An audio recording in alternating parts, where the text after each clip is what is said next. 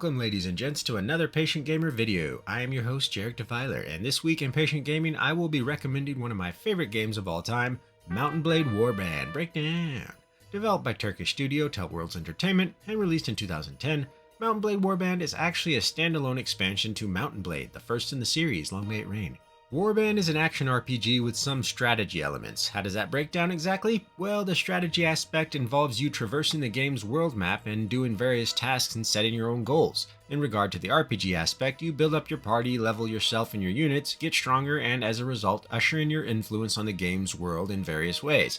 The action involves you combating your enemies, obviously.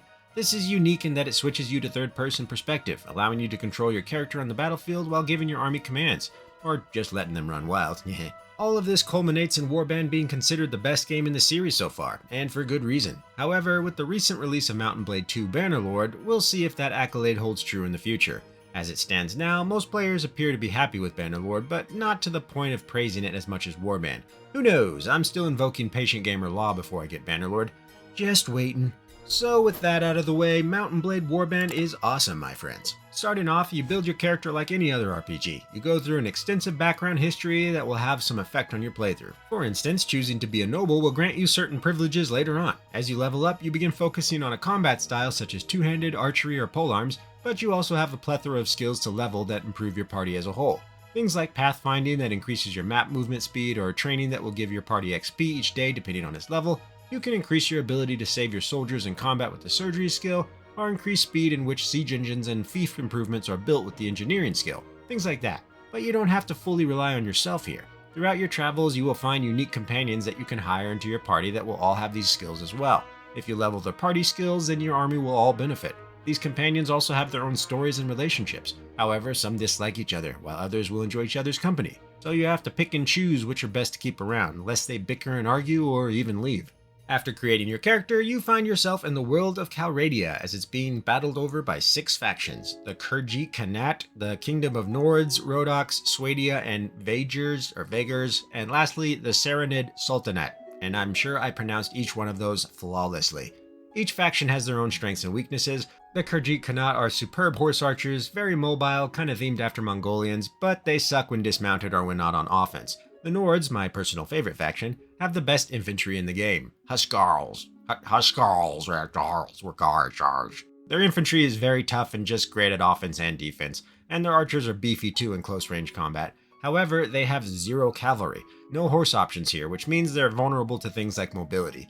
The Rhodoks have the best crossbowmen and spearmen in the game. Get an army of just those guys and barely anything will make it to you. They're superb when it comes to defending or sieging, but they lack in cavalry and good offensive infantry. The Swadians, along with the Sarranid Sultanate, have the best cavalry in the game. Their knights are absolute beasts that can trample down most enemy lines, and when dismounted, they're still a major threat. Unfortunately, Swadia lacks in spearmen and their crossbowmen are a bit meh, and they're super expensive all around. The Vaegirs have the best foot archers in the game. Their cavalry and two-handed infantry units aren't anything to sneer at either. However, they aren't as tanky as other factions' units due to wearing lighter armor. Lastly, the Sarranid Sultanate hosts heavy cavalry and lots of variation in their units with thrown weapons, polearms, and such. Their weakness is that their archers have a shorter range than other factions, and their infantry is somewhat lacking in comparison as well. All factions bring something unique to the table, and depending on your style, there will most definitely be something there for you. So here you have a game that gives the player all the agency in the world. Sure, things may be tough at the start, but as you get going, you can pretty much do almost anything you want within the game's world. And these things may differ depending on if you choose to play as a man or a woman, as women get a harder go at it given the medieval setting.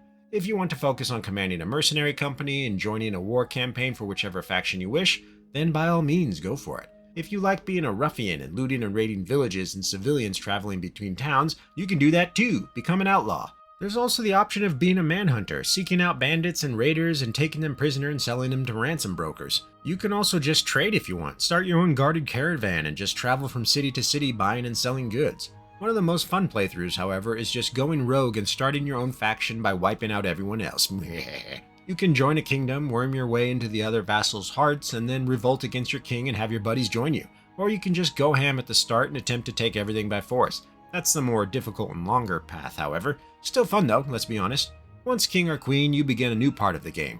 That of ruling over your faction. Appoint political positions, distribute fiefs among your vassals, and expand your rule through relations or conquering. It really adds a lot to the already hefty amount of gameplay. What you will be mainly doing, at the start anyways, is traversing the map and building your reputation and army. As stated before, there is a plethora of ways to do this. Joining a faction and swearing allegiance will find you rubbing elbows with that faction's leaders and competing for fiefs and influence. Once granted a village or castle, it is then your responsibility to protect it from bandit raids and other armies during wars.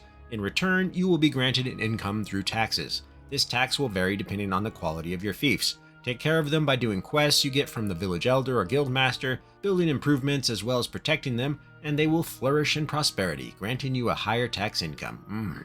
Each town will also grant you fresh recruits for your army, if they like you anyways, because like all characters in Mount & Blade Warband, you have a reputation and relation system with them. The more they like you, the more cooperative they are. If they hate you, well, things get a bit tough. Villagers will start leaving, preventing your fief from growing, as well as preventing you from obtaining recruits there. Lords of factions will not be persuaded as easily and may even not talk to you or become hostile towards you. Reputation matters in Mount & Blade Warband, and I find that to be one of the most fun aspects. If you join a faction as a mercenary during a campaign, you can use that time to build your reputation with the other vassals as well as the king. This is done by doing quests for them and completing them in a timely manner and with respect. Winning battles or coming to a vassal's aid during a fight will also grant you some good reputation as well as lower your controversy rating. Controversy is gained by doing desperate acts, such as asking for fiefs or betraying someone. If you're a marshal, losing a caravan or having a village raided will grant you controversy as well. The higher the controversy, the less likely vassals will join you or your king will grant you a fief. Your soldiers will also have a higher chance of deserting you. But don't worry, you can lower your controversy rating by defeating enemies or resolving disputes between vassals. You also have an honor system in Mount & Blade Warband. Honor is a very important stat in the game that affects your reputation and how other vassals and kings perceive you. Some vassals will like you for having high honor, others will like you for having low honor. But generally, high honor will find you being more accepted among the kingdoms and allow you higher chances of becoming a marshal, getting married, or being granted mercenary contracts. Unlike controversy, which changes over time, honor changes through your actions. Letting an imprisoned lord go free, refusing rewards for killing a fugitive, or training peasants and defeating the subsequent bandits that raid them are just a few ways of improving your honor. Whereas rejecting ransom for imprisoned lords, attacking vassals when you're not at war with them, or attacking peasants and raiding villages are some examples of ways to lose honor. However, being a dishonorable dreg doesn't mean the game is over, it's just a different style of playing. You can still get work, and oftentimes some vassals of a darker personality might want you to do some dirty work for them, like killing a local merchant to wipe some debts, or incriminating their competition. Fun stuff. And it doesn't stop there, ladies and gentlemen. There's another trait in the game called renown. This is basically just a measurement of how well known you are throughout Calradia. Things like winning battles, especially those where the enemy outnumbers you, winning tournaments, completing quests, and holding feasts are all ways to build your renown. And if you're a female character, there's even more involved. You can backtalk lords, resulting in a renown boost, but they may end up getting offended and wanting to duel you or send their army after you, God forbid. Or they may like the abuse and compliment you into that S&M. Renown is a factor when it comes to joining a faction. You have to be at least known, you know?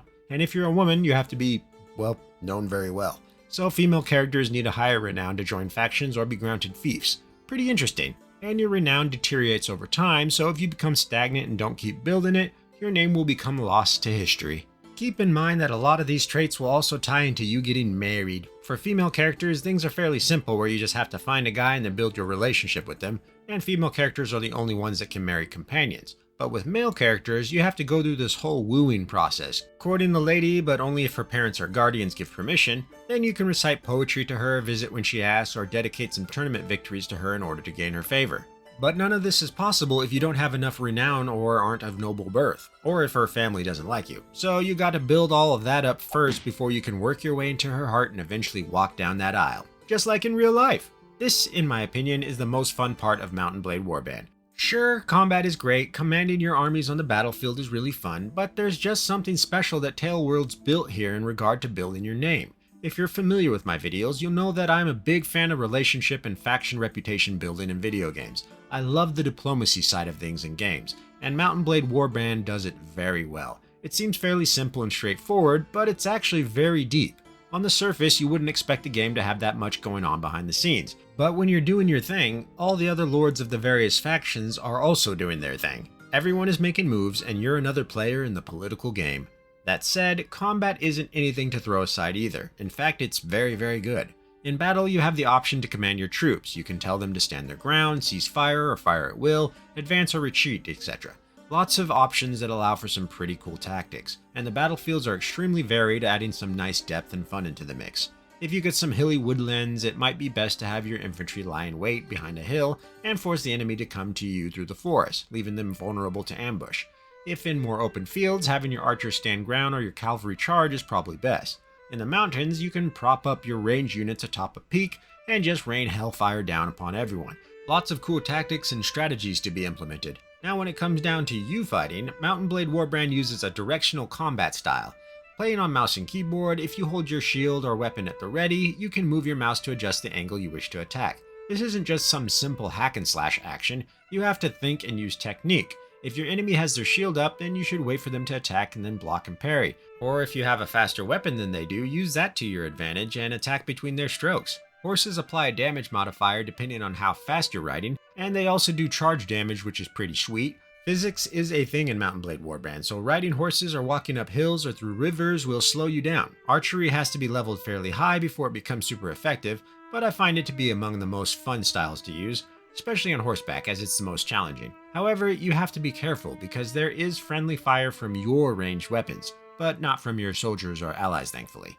Weapon function is also taken into account. Maces will knock people out instead of killing them, allowing you to take tons of prisoners. Spears are great at countering cavalry. Axes will just smash through shields faster, and two-handed weapons tend to have a range advantage at the cost of speed. Truly a sophisticated combat system here that never really gets old. I always enjoy fighting, and I always enjoy doing tournaments or trading peasants because the combat is varied and just plain fun. The siege element is also lots of fun. Storming castles and smashing your way through the courtyards and ramparts is a blast. Pushing the siege equipment forward is a bit of a slog though. Meh. Mount & Blade Warband does have a multiplayer component, but I never played it as it is only battles, I believe. I don't play PvP in RPGs, so I can't attest to the quality of Mount & Blade Warband's multiplayer element.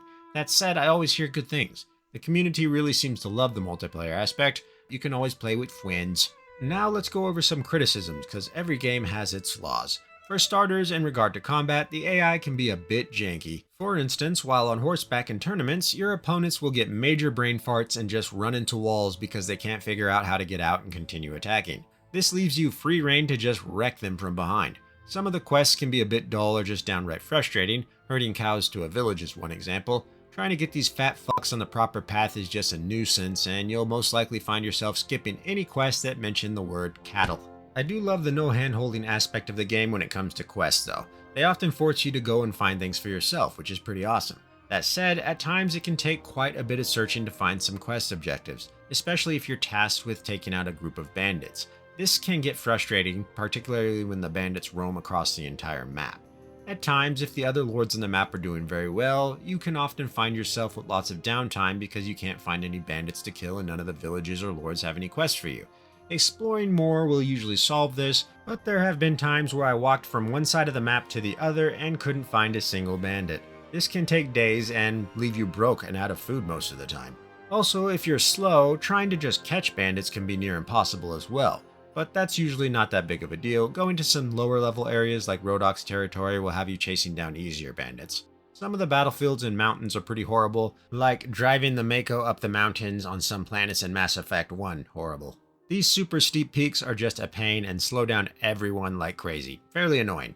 After all that though, Mount & Blade Warband doesn't really have many downsides. I enjoy the hell out of it and placed it at number 8 on my top 10 favorite games video. I highly recommend you guys give it a try if you haven't. Just keep in mind that it's an old game, so the graphics aren't the best naturally. However, its mechanics and systems hold true to this day and were very innovative and deep. If you like a robust faction relation system with diplomatic intrigue and fairly complex combat, then this is the game for you. And like always, let's end it with a taste of the game's soundtrack. Composed by Jesse Hopkins, Mount & Blade Warband soundtrack is very raw and earthy. Not a lot of fluff or grand orchestra, instead a somewhat down-to-earth sound that never overstays its welcome. This track is titled Uncertain Homestead. Enjoy. This has been Jarek Defiler. Please like the video, share it, check out my other ones, and subscribe to help grow the channel. You all have a good morning, afternoon, evening, or night depending on where you are. Take it easy.